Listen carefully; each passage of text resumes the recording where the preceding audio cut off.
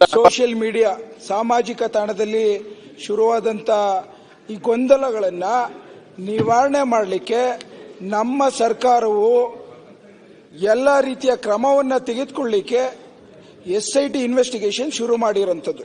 ಯಾವುದು ಸೌಜನ್ಯ ಹತ್ಯೆ ಆದ ನಂತರ ಈಗ ನಾನು ಕೇಳ್ಕೊಂಡಂಥದ್ದು ಒಂದು ವಿಚಾರ, ಮಾನ್ಯ ಸಭಾಧ್ಯಕ್ಷ, ಧರ್ಮಸ್ಥಳ ನಮ್ಮ ಕ್ಷೇತ್ರ, ಹಿಂದೂಗಳ ಕ್ಷೇತ್ರ, ನನ್ನ ಕುಣಿಗಲ್ ಕಾನ್ಸ್ಟಿಟ್ಯೂನ್ಸಿಲೂ ಪ್ರತಿಯೊಬ್ಬರು ಮನೆಯಲ್ಲೂ ಪಾದಯಾತ್ರೆ ಮೂಲಕ ಹೋಗ್ತಾರೆ. ಮಾನ್ಯ ಸಭಾಧ್ಯಕ್ಷ, ಬಹಳಷ್ಟು ನಂಬಿಕೆ ಇಟ್ಕೊಂಡು ಆ ದೇವರನ್ನ ಪೂಜೆ ಮಾಡಿಕೊಂಡು ಪವಿತ್ರವಾದಂಥ ಕ್ಷೇತ್ರವಾದಂಥದ್ದು ನಮ್ಮ ಮನೋಭಾವನೆಯಲ್ಲಿದೆ. ನಾನಿವತ್ತು ಸರ್ಕಾರಕ್ಕೆ ವಿಶೇಷವಾಗಿ ಧನ್ಯವಾದ ಹೇಳಲಿಕ್ಕೆ ಬಯಸ್ತೇನೆ. ಏನು ಜಸ್ಟಿಸ್ ಅರೀಡ್, ಜಸ್ಟಿಸ್ ಬರೀಡ್ ಅಂತಾರೆ, ಬಹಳ ಸೂಕ್ಷ್ಮತೆಯಾದಂಥ ವಿಚಾರವನ್ನ ಪಾರದರ್ಶಕವಾಗಿ ಏನು ಗೊಂದಲ ಇರೋದನ್ನ ನಿವಾರಣೆ ಮಾಡಲಿಕ್ಕೆ SITಯ ಸೂಕ್ತವಾದಂಥ ವಿಚಾರಣೆನ ತೆಗೆದುಕೊಂಡಿರೋದಕ್ಕೆ ವಿಶೇಷವಾಗಿ ಶ್ಲಾಘನೀಯ. ಇವತ್ತು ಹಿಂದೂ ಧರ್ಮದಲ್ಲಿ ಹಲವಾರು ಸವಾಲುಗಳು ನೋಡಿದ್ದೇವೆ. ನಾವೇನು ರಾಮಾಯಣ ಮಹಾಗ್ರಂಥ ಓದ್ತೇವೆ, ಅದರಲ್ಲೂ ಸಹ ಸೀತಾಮಾತೆಯನ್ನು ಪರೀಕ್ಷೆ ಮಾಡಿದಂಥದ್ದು ಇವತ್ತು ನೋಡಿದ್ದೇವೆ. ಅದೇ ರೀತಿ ಇವತ್ತು ಧರ್ಮಸ್ಥಳ, ಅದೇನು ಧರ್ಮವನ್ನು ಕಾಪಾಡುವಂಥ ಸ್ಥಳ, ಈ ಒಂದು ಸವಾಲನ್ನ ಗೆದ್ದು ಈಚೆ ಬರುತ್ತೆ ಅಂತ ನಂಬಿಕೆನ ನಾವು ಇಟ್ಕೊಂಡಿದ್ದೇವೆ. ಆ ಕಾರಣಕ್ಕೋಸ್ಕರ ಇವತ್ತು ಒಂದಂತೂ ನಿಜ, ಆ ಕ್ಷೇತ್ರ ಮನುಷ್ಯತ್ವದ ಮನೋಭಾವನೆಯನ್ನ ಸೈದ್ಧಾಂತಿಕ ವ್ಯವಸ್ಥೆಯಲ್ಲಿ ನಮಗೆಲ್ಲ ಆಧ್ಯಾತ್ಮಿಕ ಶಕ್ತಿಯನ್ನು ಕೊಡುವಂಥದ್ದು ಕ್ಷೇತ್ರ. ಇವತ್ತು ಸಹ 2 ಲಕ್ಷ ಜನಕ್ಕೆ ಅನ್ನಹಾರಾದಿಗಳನ್ನು ಕೊಡುವಂಥ ಕ್ಷೇತ್ರ.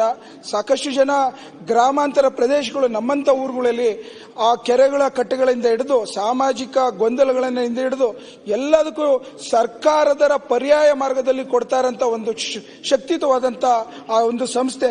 ವೀರೇಂದ್ರ ಹೆಗಡೆ ಅವ್ರ ಮೇಲೆ ಅಪಾರವಾದಂಥ ಗೌರವ ಇಟ್ಕೊಂಡಿದ್ದೀವಿ ನಮ್ಮ ಕುಟುಂಬದವರು.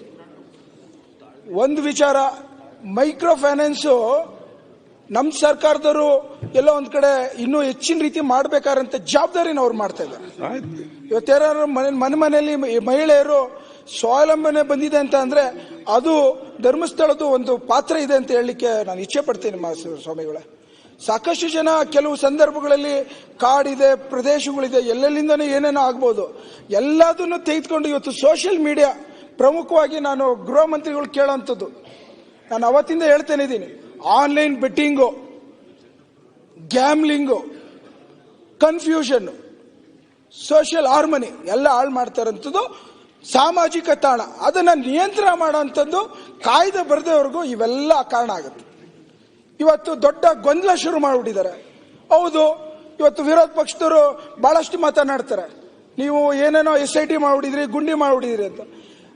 ನಾನು ಒಂದು ವಿಚಾರ ಹೇಳ್ತೇನೆ ಸ್ವಾಮಿಗಳೇ, ಇವತ್ತು ಧರ್ಮಸ್ಥಳದ ವ್ಯವಸ್ಥೆಯಲ್ಲಿ ನಂಬಿಕೆ ಇಟ್ಕೊಂಡಿರೋನು ಈ ಪರೀಕ್ಷೆಯಲ್ಲಿ ಗೆದ್ದು ಬರೋಂಥ ಸಂದರ್ಭವನ್ನ ಮುಂದಿನ ದಿನ ಕಾಣ್ತೇವೆ.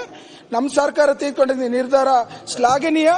ಇವತ್ತು ಸಹ ಹೇಳ್ತೇವೆ, ಯಾವುದೇ ಒಂದು ಸಂದರ್ಭದಲ್ಲಿ ಪಾರದರ್ಶಕವಾಗಿ ಏನು ಜಸ್ಟಿಸ್ ಕೊಡಬೇಕಾದಂಥ ಪ್ರಯತ್ನವನ್ನ ಮಾಡ್ತಾ ಇರೋದಕ್ಕೆ ವಿಶೇಷವಾಗಿ ನಾನು ಎಲ್ಲ ನಮ್ಮ ಕರ್ನಾಟಕ ರಾಜ್ಯದ ಪ್ರತಿಯೊಬ್ಬರಿಗೂ ಕೇಳ್ಕೊತೀನಿ, ಆಕ್ರೋಶ ಪಡುವಂತ ಅವಶ್ಯಕತೆ ಇಲ್ಲ.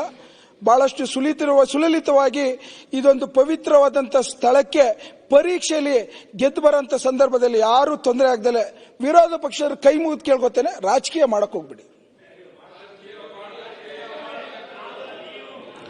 ರಂಗನಾಥ್, ನಿಮ್ಮ ಸಬ್ಜೆಕ್ಟ್ ವಿಚಾರ ಹೇಳಿ, ರಾಜಕೀಯನ ಮಾಡಕ್ ಹೋಗ್ಬಾರ್ದು. ಈಗ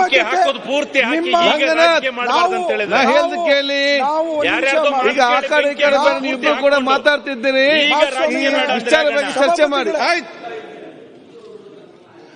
ಕಮ್ ಟು ಸಬ್ಜೆಕ್ಟ್. ಇವತ್ತು ಸರ್ಕಾರ ತೆಗೆದುಕೊಂಡಿದ್ದ ನಿರ್ಧಾರ ಶ್ಲಾಘನೀಯ. ಈ ಒಂದು ಪರೀಕ್ಷೆಯಲ್ಲಿ ನಾವು ಗೆದ್ದು ಬರ್ತೇವೆ ಅನ್ನೋದೊಂದು ಧರ್ಮಸ್ಥಳದ ಪರವಾಗಿ ನಾನು ಸಹ ಇವತ್ತು ಧ್ವನಿಗೂಡಿಸ್ತೇನೆ.